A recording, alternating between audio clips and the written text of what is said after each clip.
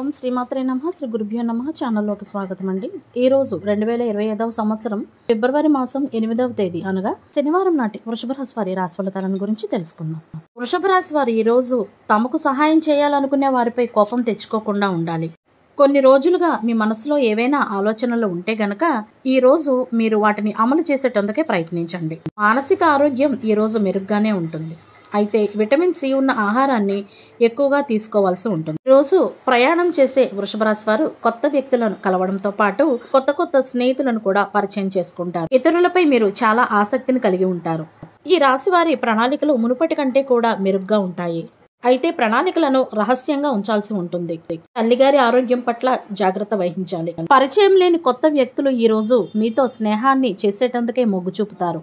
ఎవరైనా ఒక అనుభవజ్ఞుడైన వ్యక్తి ద్వారా మీరు మార్గదర్శకత్వం తీసుకోవడం వలన మీ పనులు నెరవేరుతాయి. ఈరోజు మానసిక ప్రశాంతత ఉంటుంది. అదేవిధంగా ఇతరుల వ్యవహారాలకు మీరు దూరంగా ఉండాల్సి ఉంటుంది. మానసిక ప్రశాంతత ఉంటుంది. మతపరమైన మరియు ఆధ్యాత్మిక కార్యక్రమాలలో కూడా ప్రత్యేక సహకారం మీరు మీ వంతు అందజేస్తారు. ఈరోజు వృషభ రాశి వారికి బహిరంగ ప్రదేశంలో చర్చ లాంటిది ఏర్పడే పరిస్థితి వస్తుంది. మాట్లాడవలసిన పరిస్థితిలో ఆచితూచి మాట్లాడటం చాలా మంచిది. కుటుంబంలో ఉన్న పెద్దవారి నుండి మీరు గౌరవం మరియు వారి ఆరోగ్యం పట్ల శ్రద్ధ వహించాల్సి ఉంటుంది. ఇది చాలా ముఖ్యంగా చెప్పవచ్చు. ఏదైనా పనిని మీరు చేయాలి అని అనుకునే ముందు దానికి సంబంధించిన పూర్తి సమాచారాన్ని తప్పకుండా తెలుసుకోండి. వ్యాపారస్తులు ఈరోజు వ్యాపార సమాచారం మార్పిడి కూడా ఉంటుంది.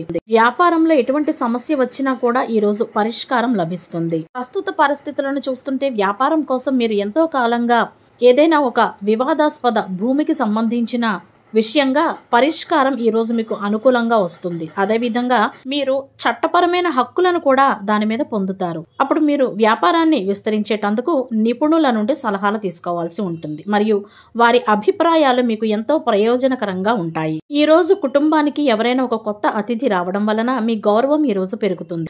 అదేవిధంగా మీకు తెలిసిన వారి నుండి మీకు మద్దతు పని రంగంలో లభిస్తుంది. మీరు కొన్ని కొత్త పనులను కూడా ఈ రోజు ప్రారంభిస్తారు. మీ మనసు ఆనందంతో నిండి ఉంటుందని చెప్పవచ్చు. ఈ రోజు జీవిత భాగస్వామితో కూడా మీ సమన్వయం చాలా బాగుంటుంది. వ్యాపారస్తులకు కొన్ని వ్యాపార సంబంధాలలో తీవ్రత ఉంటుంది ఈ రోజు. అదే విధంగా వ్యాపారానికి సంబంధించి కొత్త అవకాశాలు కూడా ఏర్పడతాయి. ఇంట్లో శుభకార్యాలను కూడా నిర్వహిస్తారు. వ్యాపారం నుండి మీరు ఊహించిన దానికంటే కూడా ఎక్కువ డబ్బు వస్తే మీరు చాలా సంతోషంగా ఉంటారు.